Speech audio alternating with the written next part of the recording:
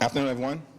This is day 21 of the Trump Republican shutdown, and House Republicans remain on vacation.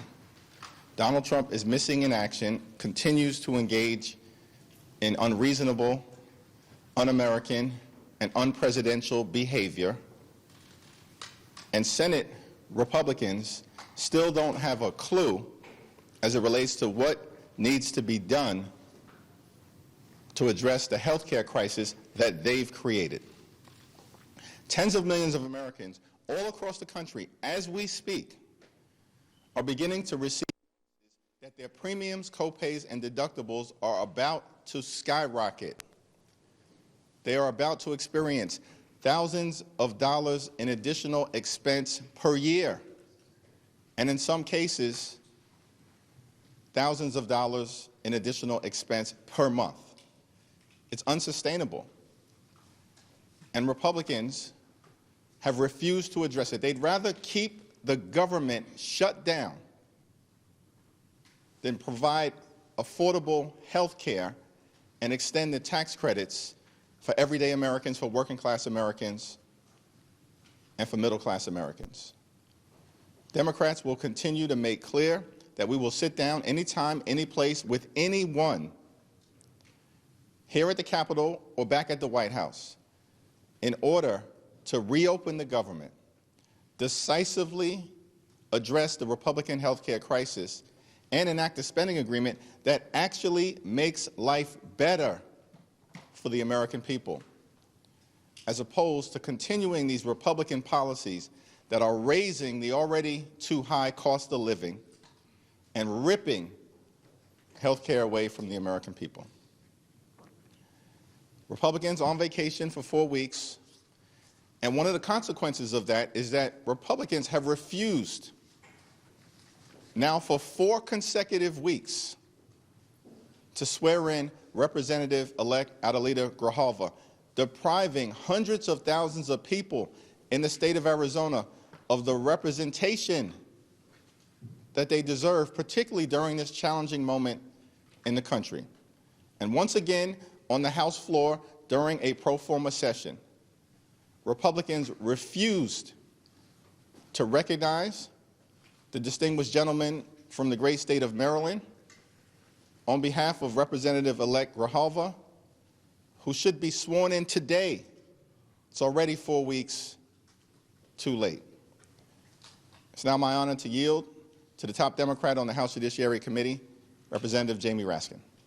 Thank you, Leader Jeffries. And I want to say I was alarmed and distressed to read that another January 6th pardoned convict has been picked up, this time apparently in connection with saying he was coming to New York looking for you, Mr. Jeffries, saying he was going to eliminate you. And apparently you had a public event in New York yesterday, and he's been picked up for that. And it's an alarming situation where now we have many of these January 6 defendants who have been picked up on other offenses. The Department of Justice is not zealously prosecuting them for other crimes that they've committed. They've even taken the position that if other crimes were discovered in the course of the January 6 investigation, they were pardoned for those crimes too, which is false, which contradicts the actual text of the pardon. But they are bending over backwards to let these people be out. And it's a very dangerous situation. And I said on the very day that Donald Trump pardoned 1,600 people en masse without obviously studying the details of each individual case, that President Trump and his administration would be responsible for whatever happens with these people. They've got a responsibility to rein them in. Some of them they've hired. Jared Wise, who is a January 6th attendee, he was there on the 6th, and he entered the building illegally, and he also chanted, "Kill him," when his fellow riders were attacking the police. He called the police Nazis and Gestapo. He's now the senior advisor to Ed Martin, who himself was there on January 6th and was a lawyer for people on January 6th, and he tweeted out on that day that it was like Mardi Gras. So we have a very serious problem with political violence in this country. Thank God that you are safe, Mr. Jeffries, but we are asking for the Department of Justice to get serious about reining these people in all over the country, especially since Ed Martin clearly knows them, and he is head of the so-called weaponization task force.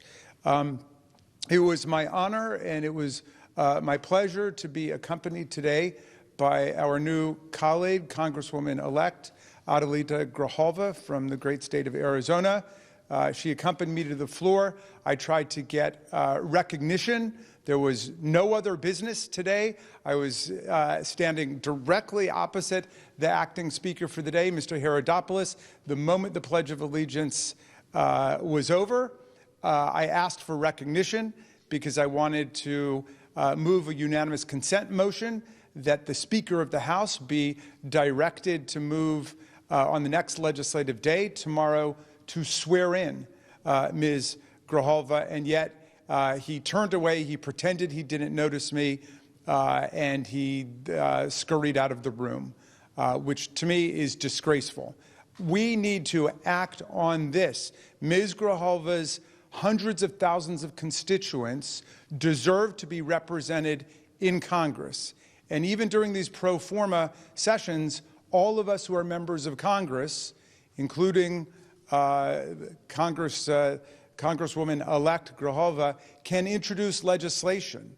But Ms. Grijalva, as I understand it, I'll let her tell you about it, she is not able to do constituent work for her constituents. We are trying to get in touch with Social Security, Medicare, Medicaid, the VA every day on behalf of our constituents. Meantime, she's got constituent requests piling up on a desk, and I'd be very interested to hear you talk, Adelita, about what resources you have and what resources you don't have. But we consider you an elected member of Congress.